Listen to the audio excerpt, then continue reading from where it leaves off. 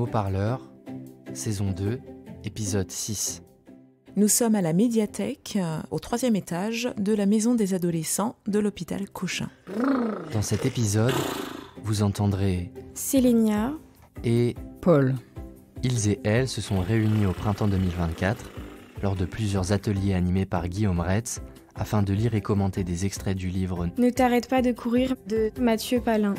paru aux éditions L'Iconoclaste. Ensemble, ils et elles ont donné voix à cette œuvre.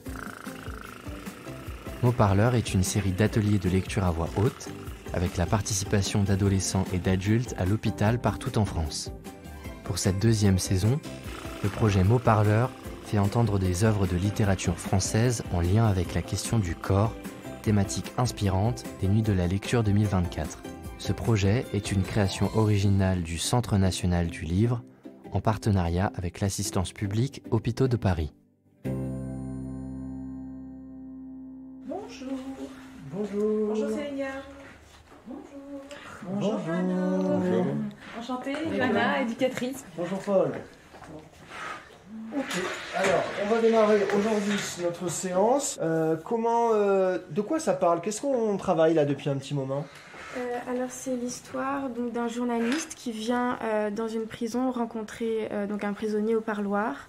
Au début du livre, c'est un petit peu l'introduction de sa rencontre, ses appréhensions, et je trouve qu'on se met vachement dans la peau du personnage puisqu'il parle à la première personne. Donc ensuite, il rencontre le prisonnier. Et en fait, il va mettre en lien sa vie de journaliste avec celle du prisonnier, puisqu'ils sont de la même époque. Il dit souvent, quand nous rentrons au collège, par exemple, à la même date, puisqu'ils sont le même âge. Et en fait, il va donc parler avec ce prisonnier-là pour un petit peu retracer sa vie, son vécu, pourquoi il est il est arrivé aujourd'hui en prison. Et donc, on apprend que ce personnage... il était champion de course, il était très, très fort en athlétisme. Et en fait, il avait une vie double parce qu'à côté, la nuit, il volait parce qu'il n'avait pas assez d'argent. Et en fait, il est tombé dans ces travers de vol très, très tôt, à 4-5 ans. Et donc, on apprend sa vie, sa double vie, en fait, qui est très intéressante, le grand sportif qu'il était. Et en fait, en parallèle, sa carrière de voleur... vraiment depuis toujours, qu'il le suit dans sa vie en fonction de ses problématiques, que ce soit des problèmes d'argent, tout ça. Donc c'est ça qui est intéressant de voir aussi la vie du journaliste, c'est vraiment un dialogue en fait. Il y a des fois on va rentrer plus dans la vie de ce sportif-là, de voleur, dans des passages de sa vie vraiment profondément, et des fois on va avoir le dialogue avec le journaliste qui donne son avis et qui se compare à lui aussi. Page 14. Alors Paul, donc tu vas pouvoir nous lire la lettre que Mathieu Palin, le journaliste, a envoyée à Toumani Coulibaly. Et ce journaliste est tombé sur un article de presse où il s'est rendu compte que cet homme était sportif de haut niveau, mais également voleur, cambrioleur la nuit. Il s'est fait arrêter, il est en prison, et Mathieu décide de lui envoyer une lettre pour prendre contact avec lui. Toumani Coulibaly, allée des Tuyas, 94 260, Fresnes. Cher monsieur Coulibaly, on a le même âge, on a quasiment grandi au même endroit. Rice orangis pour moi. Et si on se croisait, dehors, on se tutoierait sûrement.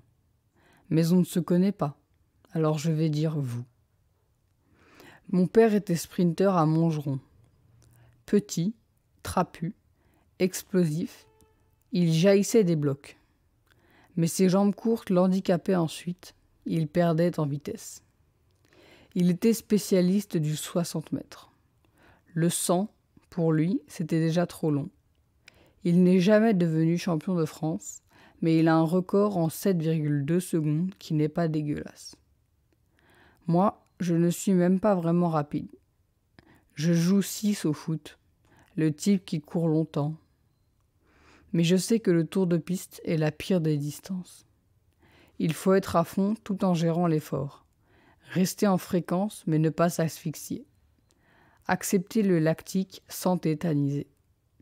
C'est un sport de chien qui vous fait vomir à l'entraînement et n'offre rien à part des souvenirs et des coupes qui prennent la poussière. On n'y gagne pas sa vie. Je m'appelle Mathieu Palin. Je suis journaliste. Je ne veux pas vous faire chier. Je sais simplement, parce que j'ai passé ma vie à Ris, Évry, Grigny, Corbeil, qu'il y a des choses que les journalistes ne peuvent pas comprendre. This is la peste a fait une chanson là-dessus. Le banlieusard syndrome. Une histoire de spirale du mec de Tess, le truc qui fait qu'on a beau chercher à s'enfuir, le quartier nous rattrape. Je sais que ce n'est pas facile, et que s'entraîner dans une promenade à Fresnes est un non-sens. Mais j'aimerais vous rencontrer.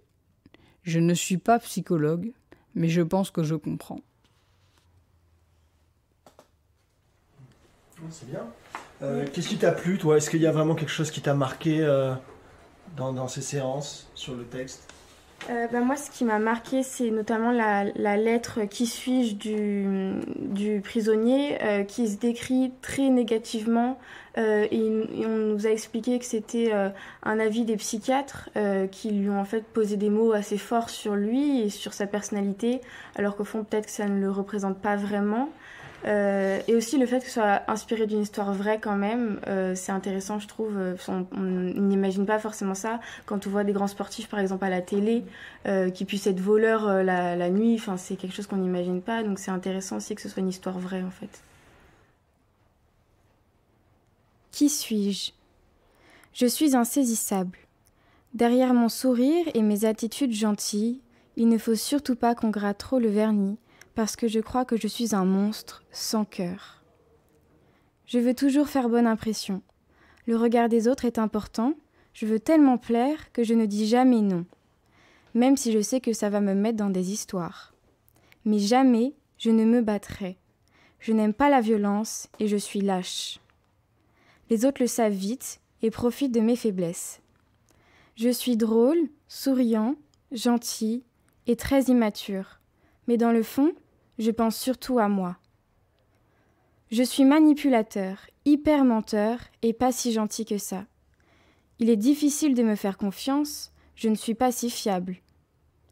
En fait, j'ai un aspect positif en apparence, mais assez négatif derrière. J'aime avoir un ascendant sur les autres, même si je suis quelqu'un de solitaire, qui n'a besoin de personne et déteste demander de l'aide. Je ne m'intéresse aux autres que si c'est bon pour moi. J'abuse souvent de la culpabilisation avec mon entourage, ce qui fait de moi quelqu'un de narcissique.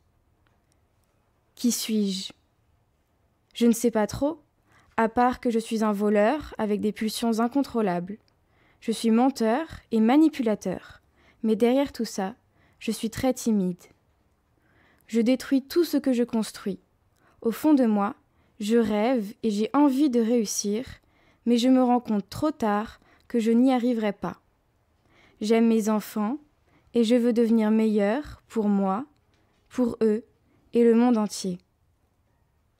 Qu'est-ce que tu as aimé, toi, dans le livre? Qu'est-ce que tu en retiens de cet atelier et de ce livre? Déjà, cet atelier, il était pas mal fait, je trouve, parce qu'on a appris à bien lire et bien porter notre voix. Moi, j'ai l'impression que j'ai fait quelques petits progrès. Voilà. Moi, ce qui m'a marqué, c'est vraiment le passage avec le premier vol, entre guillemets, de Toumani, avec sa mère qui prend un bonbon et qui ne le paye pas. Pourquoi ça t'a marqué? Parce que Toumani le dit bien, à ce moment-là, il a eu honte pour sa mère, pour le fait d'avoir volé, en fait. Et du coup, on voit bien que pour lui, voler, c'est pas que prendre quelque chose à quelqu'un, c'est aussi le fait d'avoir honte derrière. Et en fait, là, du coup, c'est sa mère qui a pris pour lui la honte, qui a pris le déshonneur pour lui. Et du coup, il a voulu se rattraper en rattrapant l'honneur de sa mère pour devenir un voleur, mais que ce soit lui qui vole à la place, en fait. Donc ça m'a marqué. D'accord. Peut-être d'ailleurs qu'on peut passer à la lecture de ce passage dans la foulée, si tu te sens. Mais... Alors ce passage, on l'avait noté. Il est page 40. Ah, 40, ouais, je suis loin.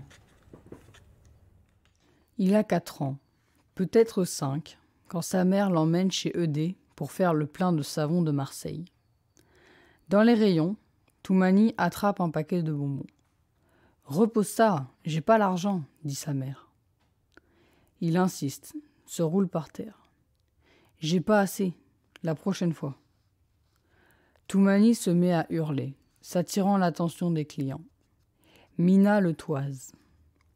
Elle envisage de lui mettre une fessée déculottée devant tout le monde, mais à la place, elle fait quelque chose dont Toumani garde un souvenir photographique 25 ans plus tard. Elle éventre le paquet, lui met un bonbon dans la bouche et abandonne le reste en rayon. « Maintenant, je veux plus t'entendre. » Un type, la soixantaine, s'exclame, assez fort pour être entendu. « Ah bah, elle est belle, la France !» Il n'y a pas d'esclandre.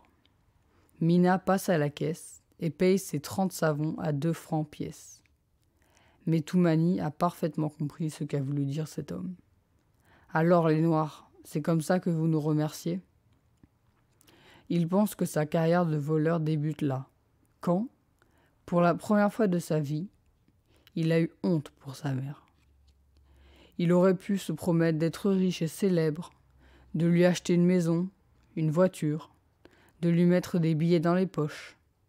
À la place, il s'est dit « Je volerai pour elle ».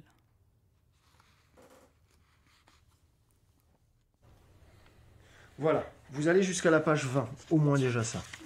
Ça fait 1, 2, 3, 4, 4 et demi.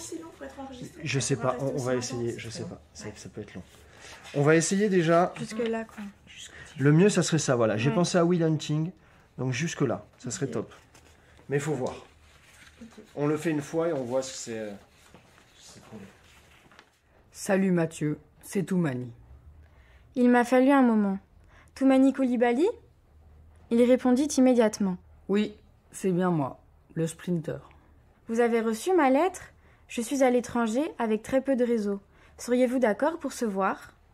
Je ne sais pas pourquoi. Je l'imaginais dehors. Oui, très bien reçu. Je l'ai conservé. Je ne suis plus à Fresnes, mais toujours incarcéré à Réau. On peut reprendre contact à votre retour, pas de souci. À Réau ? Oui. Comme j'ai pris un certain nombre d'années de prison, j'ai été transféré en centre de détention. Vous arrivez à vous entraîner ? Oh oui, je m'entraîne très très dur. Je n'ai jamais lâché le sport. Depuis le premier jour de mon incarcération, je m'entraîne sans relâche. Je cours autour d'un grand terrain de foot en synthétique qui fait 250 mètres. J'y ai accès tous les jours. Pareil pour la musculation. Je cours en promenade aussi. Le week-end, je fais du renforcement. Et d'autres sports aussi. De la boxe pour le cardio, volley pour la détente, yoga pour la gestion de mon souffle. J'ai repris mes études et obtenu mon BTS de comptabilité en juin dernier. Et je me soigne à travers les psys. Tout ça ? C'est dingue. Vous pensez que je pourrais obtenir un parloir ? Oui, je ne dépends plus du juge. Vous y aurez droit, je vous envoie les démarches à faire. Voilà comment je me suis retrouvée, ce mercredi, aux alentours de 8h45, à patienter dans une cabine de parloir du centre pénitentiaire du Sud francilien. Le silence vous apprend à entendre l'imperceptible. Une voix d'homme, le cliquetis d'un trousseau de clés, le poc-poc des chaussures de sécurité. Je tire sur mon jean, je me lève et reste là, les bras ballants, à attendre que la porte s'ouvre. Toumani Coulibaly entre en baissant la tête. Il est plus costaud que je le pensais. Un surveillant referme derrière lui. On se serre la main. Il sourit. Merci pour votre lettre. Je la relis souvent. Pourquoi m'avoir répondu 1 an après ? Je demande. Je vous avais écrit bien avant, mais vous m'aviez pas répondu. C'était un texto qui disait « Merci pour la lettre », un truc comme ça. J'avais pas mis mon nom, vous avez pas dû comprendre que ça venait de moi. Je n'ai aucun souvenir d'un tel message. Comment ça va ? Très bien. Les jours passent vite, je subis pas du tout ma peine. Vous pouvez sortir de cellule ? Vous faites quoi de vos journées ? Je suis tout le temps dehors. C'est un autre monde par rapport à Fresnes. Là-bas, on est les uns sur les autres. Cellule fermée, tu sors que pour la douche ou la promenade. Ça n'a rien à voir. Il a l'air en pleine santé. Vous mesurez combien, je demande. 1,92 m. Mon poids de forme, c'est 82 kilos. L'espace d'un instant, je n'ai pas su quoi répondre. J'ai repensé au sujet de conversation qu'on prépare en cas de blanc. Vous gagnez un peu d'argent ? Comment faites-vous pour cantiner ? Ah, au fait, oubliez les séries américaines. La cantine n'a rien à voir avec un réfectoire où les détenus en pyjama orange se battent à la fourchette. Chez nous, la gamelle est servie en cellule. On mange sur son lit, en regardant la télé. Non, la cantine, c'est le magasin général, l'épicerie au coin de la rue, l'endroit où vous achetez tout et n'importe quoi. Un ventilateur, des baskets, une paire de chaussettes, de la confiture, du Nutella, une console de jeu, des plaques pour cuisiner. Ça n'a l'air de rien dehors, mais en tôle, c'est vital. Je bosse à l'atelier.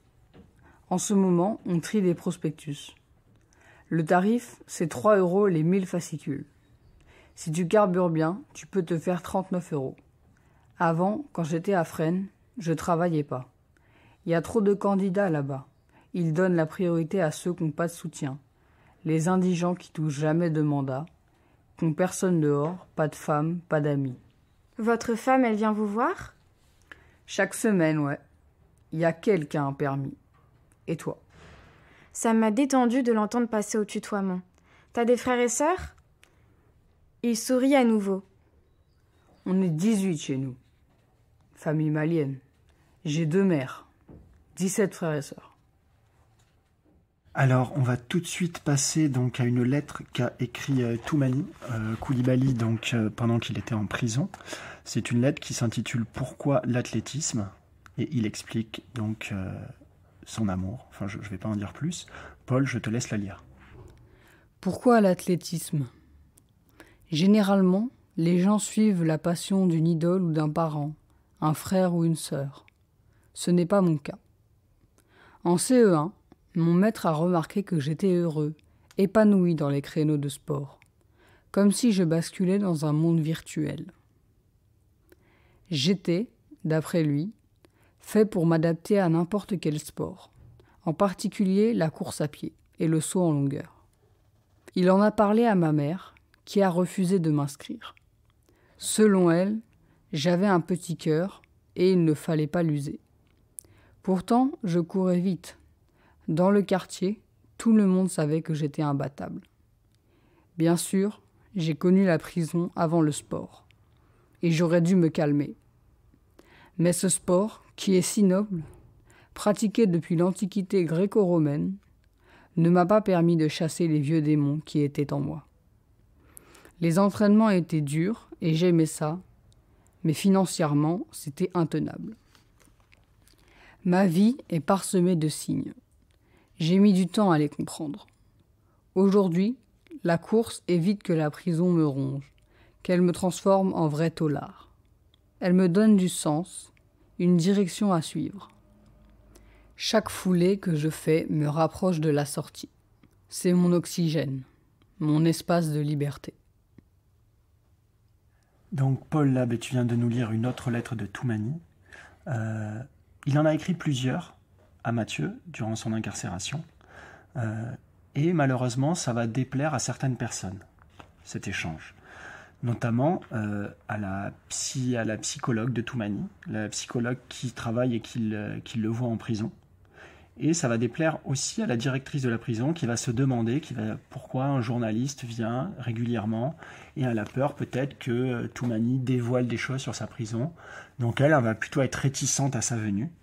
Et elle va annoncer quelque chose d'ailleurs de difficile qu'on va voir et pour Mathieu. Est-ce que peut-être que tu peux nous le lire, Michel ?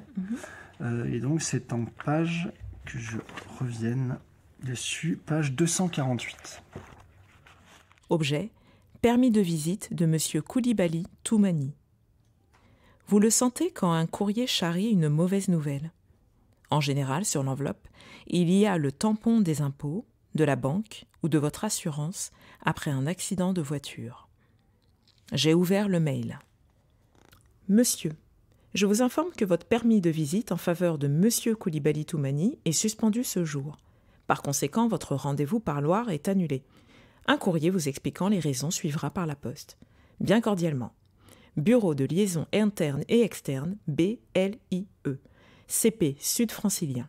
Le Plessis-Picard, 77 558, Moissy-Crémaillel, CEDEX. J'ai rappelé la prison sur le champ. Une dame m'a dit « Ah, la suspension de permis ? C'est qu'il y a eu un incident. On ne suspend pas un permis pour le plaisir, hein ? C'est pas la loterie. » J'ai demandé à parler à un responsable. Qui avait rédigé ce mail ? Il y avait qui, bordel, derrière ce bureau de liaison interne et externe ?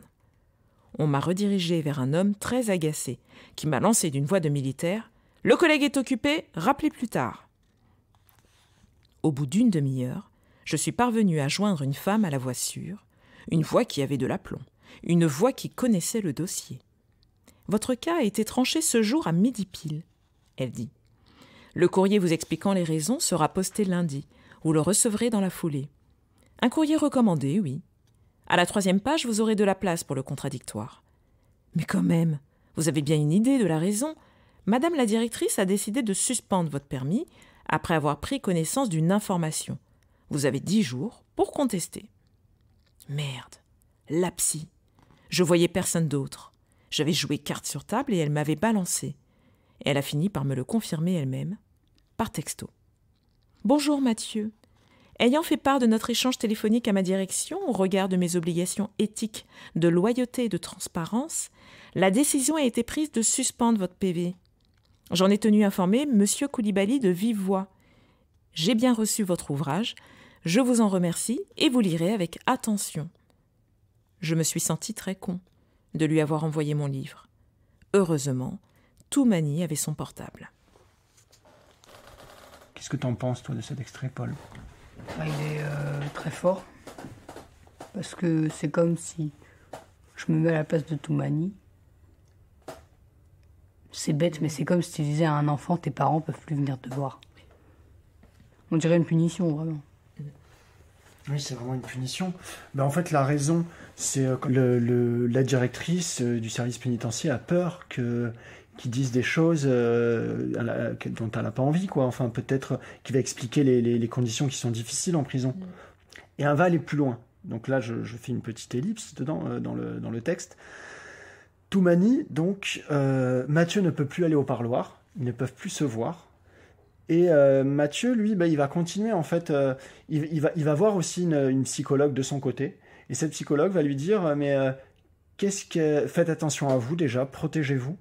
Mais pourquoi vous aimez ça, en fait ? C'est quoi cette relation qu'il y a entre vous, entre ce détenu, ce sportif et vous ?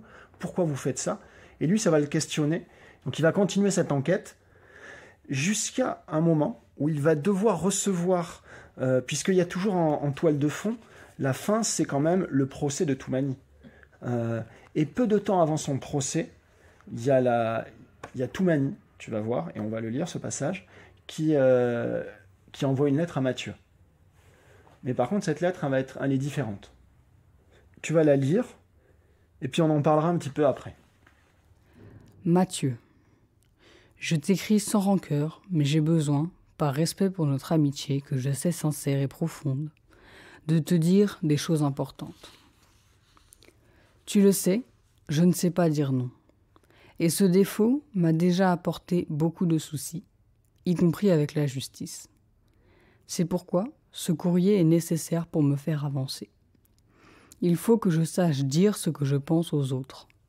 Il faut que je m'affirme. Je n'ai pas osé te dire que tes visites toutes les semaines empêchaient mes enfants et ma femme de venir. La suspension du parloir m'a soulagée, car je n'arrivais pas à te demander d'espacer tes venues. Je n'ai pas osé t'expliquer clairement que le sport n'était plus ma priorité. Et au fur et à mesure de nos échanges, le sport est revenu dans ma tête. Pour mon avenir, je dois me concentrer sur ma famille et le travail, en finir avec la justice. Je n'ai pas osé te montrer mon mécontentement quand tu es allé à la rencontre de mon passé. Tu t'es immiscé dans mon intimité et je l'ai mal vécu. Mais tu vois, j'ai laissé passer. J'aurais dû te dire les choses clairement, car cela a semé le doute en moi. Même encore aujourd'hui, je ne sais pas le but final de nos échanges. Tu me parlais d'un livre, mais cela restait vague. Je ne suis pas prêt. J'ai encore beaucoup de travail à faire sur moi-même pour envisager un tel projet. C'est pourquoi, pour le moment, et je pense jusqu'à ma sortie, il faut mettre un terme à nos échanges. Il me faut du temps pour travailler sur cette difficulté qui me pourrit la vie. Je dois me concentrer à changer et m'affirmer sans crainte pour pouvoir me réinsérer et avoir une vie normale. J'ai eu un entretien avec la directrice et la psy, mais je tiens à te dire qu'elles ne m'ont influencé en rien. C'est ma décision. Le parloir restera suspendu définitivement. Je le réserve pour ma famille. Ton numéro de téléphone sera bloqué à partir du lundi 8 juin 2020. Je suis désolée d'avoir été lâche. Je sais aussi que je suis quelqu'un de bien, mais je sais qu'il me faut beaucoup travailler pour lutter contre des aspects de ma personnalité. Je tenais à te remercier pour ton amitié. Cette lettre me coûte énormément, mais elle m'est nécessaire. J'espère que tu comprendras ma démarche et que nous pourrons en reparler quand je serai libre, physiquement et mentalement. À la fin, en lettres majuscules, comme pour appuyer son libre arbitre, il écrit « C'est juste moi, Coulibaly Toumani ». Et toujours ce bonhomme en signature. Alors, Paul, qu'est-ce que tu penses de cet extrait ?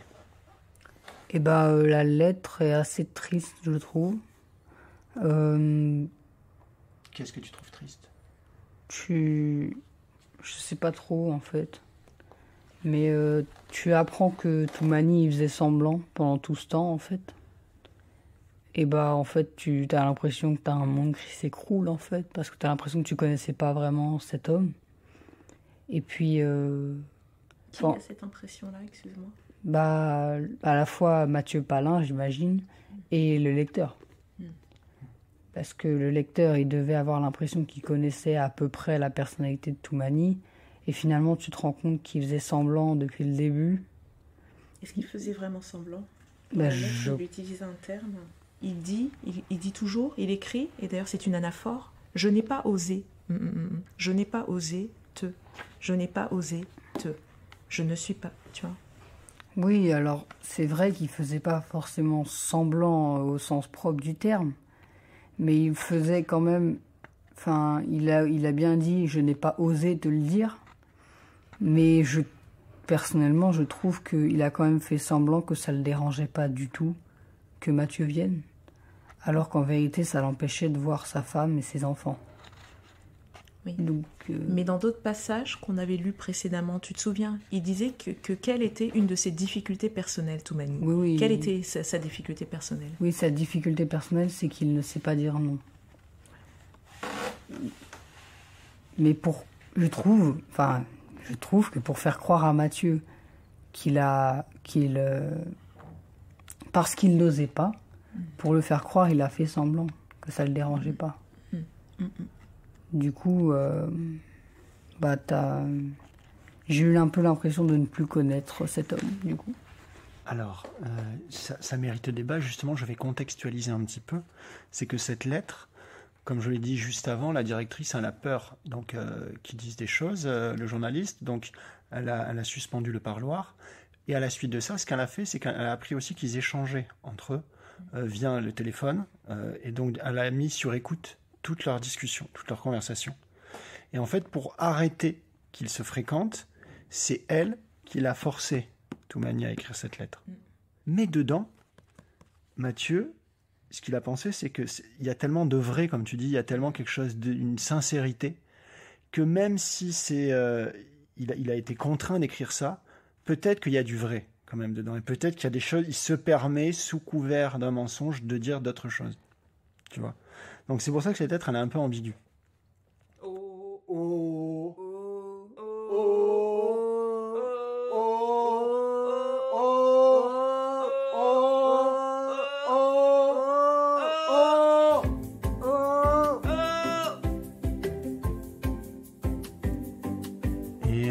termine donc cet atelier de lecture à voix haute. Merci Paul, merci Sélénia, merci Michel, merci Johanna. Et puis aux participants donc, qui n'ont pas pu être là aujourd'hui, il y avait Eva et Léa qui étaient avec nous aussi. J'espère que ça vous a donné envie de lire davantage, de lire plus. Quoi de mieux que de se retrouver avec un livre entre les mains. Merci.